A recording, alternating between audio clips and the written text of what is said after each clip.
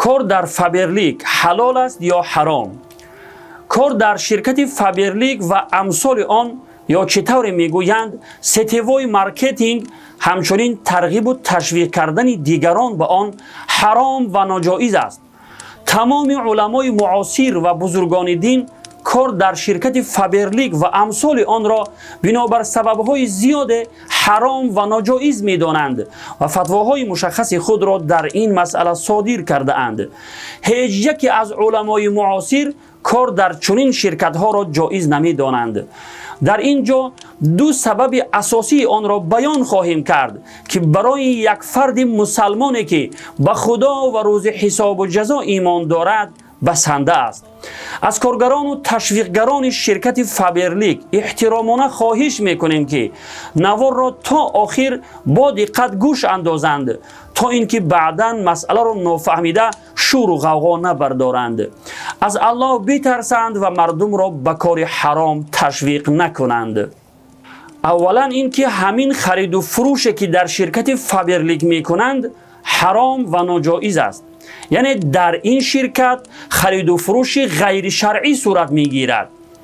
شرکت برای بل گرفتن خرید مالهایش را به یک مبلغ معین شرط گذاشته است که تا اگر از شرکت با یک مبلغ معین مال نخرد بل نمیگیرد. یعنی شخصی که به شرکت فابرلیک آبونه می شود با شرکت دو نمود عقد یعنی دو نمود دوگوار می کند. یکم عقد بیع یعنی او از شرکت مال می خرد. دوم عقد اجاره یعنی او در عوض آدم آوردنش در عوض مشتری آوردن و کمند تشکیل کردنش مزد می گیرد. این نمود خرید و فروش را در اصطلاح شریعت بیع به شرط می گویند که جناب رسول الله صلی الله علیه و سلم چطوری که در روایات حدیث آمده است از خرید و فروش با شرط منع فرموده اند. بنابراین چنین خرید و فروش با شرط در شریعت ناجایز و پرهیز کردن از آن واجب است. خرید و فروش با شرط در شریعت با بیع فاسد تعبیر می شود، یعنی خرید و فروش ناجایز و ناروا. در تمام کتاب‌های فقه و فتاوای مذهب حنفی آمده است که خرید و فروش چیز با شرط ناجایز و ناروا و پرهیز کردن از آن واجب است.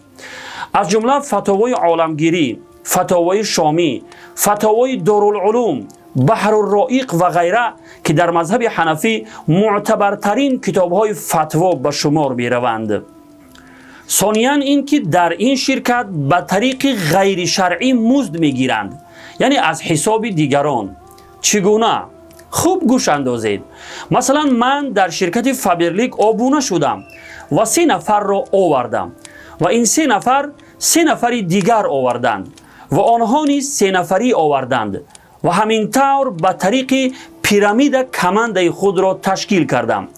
شرکت برای من از سر هر نفری که در کمند من است کمیسیه می دهد، یعنی یک مقدار مبلغ معین.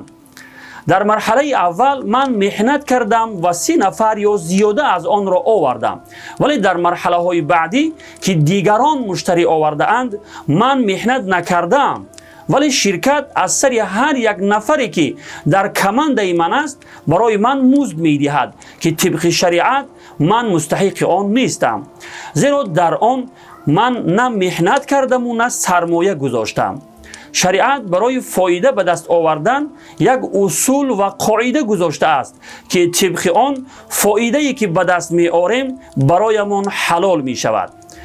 برای حلال شدن نفع و فایده‌ای که به دست می آوریم شرط این است که در آن هم محنت باشد و هم سرمایه، مثل خرید و فروش، یا تنها محنت باشد و سرمایه از کسی دیگر مثل مضاربه و غیره.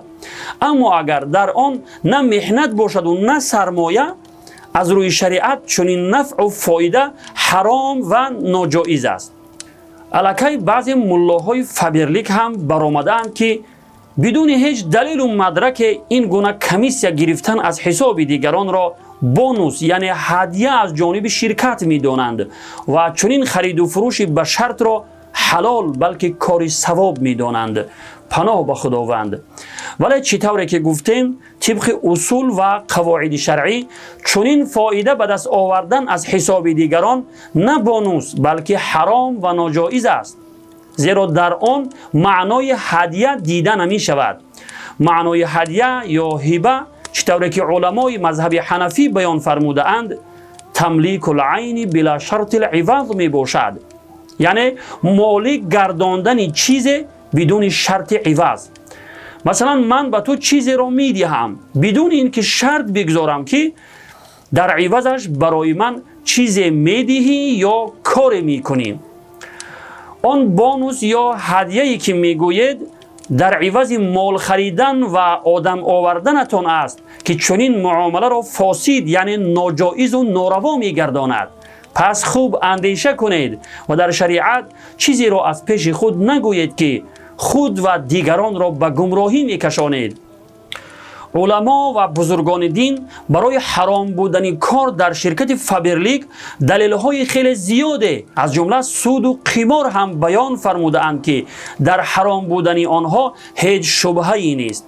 ولی همین دو سببی که برای حرام بودن آن بیان فرمودیم برای انسان‌هایی که به خدا و روز حساب و جزا ایمان دارند بسنده است.